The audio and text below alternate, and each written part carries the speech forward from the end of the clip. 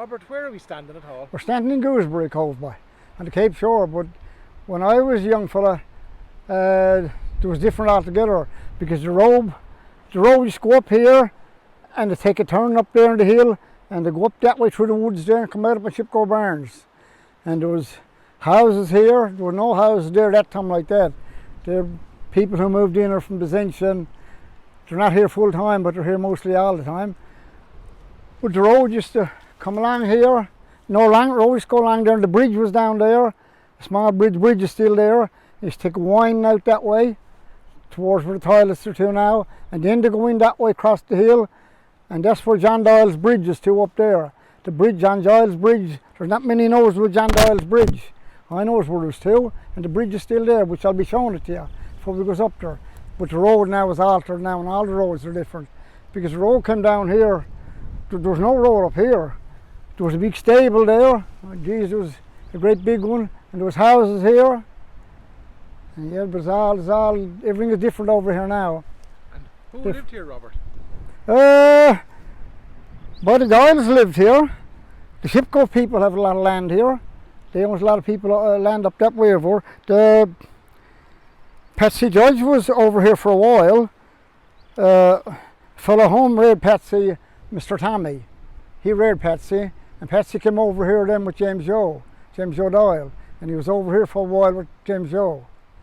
I don't know what part of Ireland James Joe come from. I don't know. Were they the same Doyles you have the song about? No. I don't know how many Doyles come out here, but there was a Doyle came from Little Barsh way. There's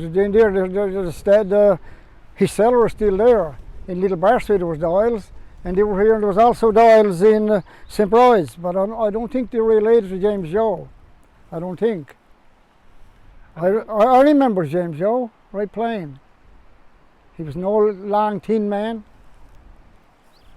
Was he the man that looked after Patsy?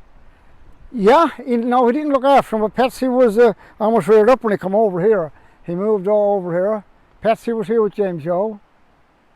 And then, but Patsy was reared in Patrick's Cove with Mr. Tommy. And then he,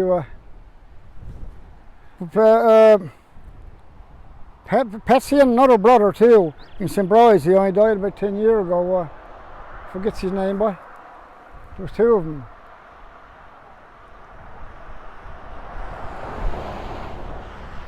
Did Patsy get any songs from the Doyles? Oh Jesus, Patsy had the songs. Patsy had more songs than anyone on the shore. Patsy had every song he had. And then what songs he didn't have when he went on the boats, he picked them up on the boats. But Patsy had some songs, boy.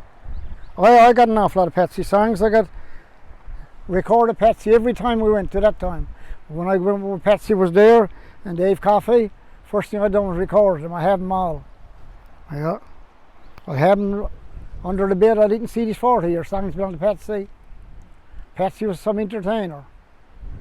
He was an intelligent man with no education. He knew everything.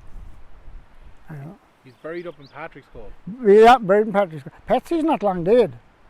Patsy's only dead about 25 or 30 years, I'm thinking.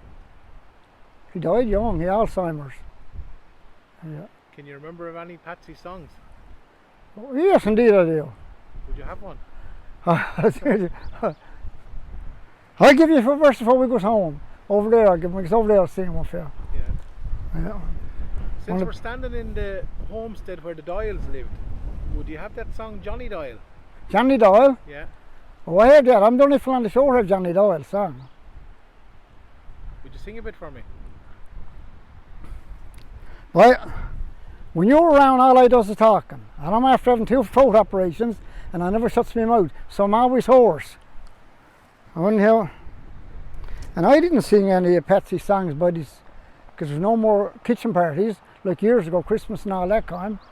Wait, there's a car coming now. We're going to get killed here.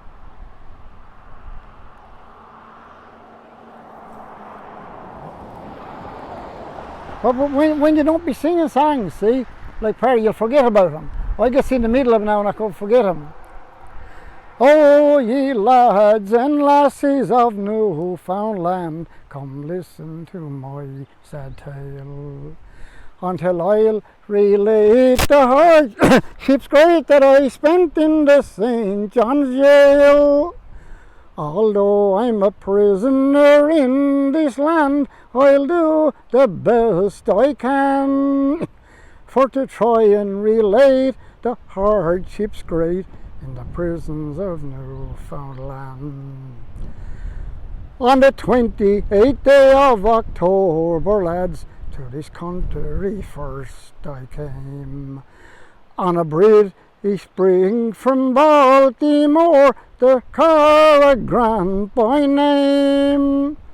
We were consigned unto Harvey's Wharf, our cargo therefore to land, which caused me dearly to regret my voyage to Newfoundland. Oh, the day of my trial, it grieved my heart full sore, for to see one there of my liberty, who falsely on me swore. Oh, the judge, he passed my sentence, and these words to me did say, 4 months on bread and cold water in the penitentiary. When my trial it was over, they did march me right away down to that penitentiary, my winter therefore to stay. There was there I met comrades plentiful, as you might understand, to be fed up on bread and cold water in these prisons of Newfoundland. Oh, now this jail was situated by the side of a lonely pond, where oft times I sat listening there like the mockingbirds alone, watching the lads and the lassies how they used to sport and play, while I blew frost from my window in the penitentiary. One night as I lay fast asleep, all in my prison cell, I dreamt I was back in old Ireland, where once I used to dwell. But those pleasing dreams, they disturbed my rest, as you might understand. But alas, I woke with a heart that was broke in the prisons of Newfoundland. Oh, now for to conclude and finish, boys, I mean to end my song. Oh, John E. Doyle, it is my name, and old Ireland I do belong. I spent all my time on the Blackball Line since ever I went to sea, and as very soon I'll be going back to the land of the liberty. Now I spent all my time on the Blackball Line since ever I went to sea, and as very soon, like I said before, I'll be going back to the land of liberty. But that song, the story of Johnny Doyle, he was supposedly, it was told that he got in trouble in Ballyshannon. I told you the story before, not on that own, but I was there in Ballyshannon Lane, and I looked at Johnny Doyle's forge in Ballyshannon Lane, and I got the Irish fellas around me and sung the song, and they knew nothing about the song, but they said, that is the truth what you're telling about the British come to take him anyhow, and they couldn't take Johnny Doyle, and he got away, and he come to St. John's, and anyhow he ran in trouble with the law in St. John's, and one of his buddies told on him who he was the fellow got in trouble over there. So anyhow, he put him in jail, and when he got in jail, he couldn't go back to Ireland, and he said he headed for the Cape Shore, and he headed for the Cape Shore, and he set up in Little Barsway. I don't know how long he stayed in Little Barsway, but he was in Little Barsway. He was. because John Doyles Bridge is there, and I remember old Tramore, old Jimmy Foley telling it about him being there. He knew the whole story of him because he also came from Ireland, old Tramore. He come from Tramore, and that's what most of the fellas out here called him out here is old Tramore. And he said all that happened.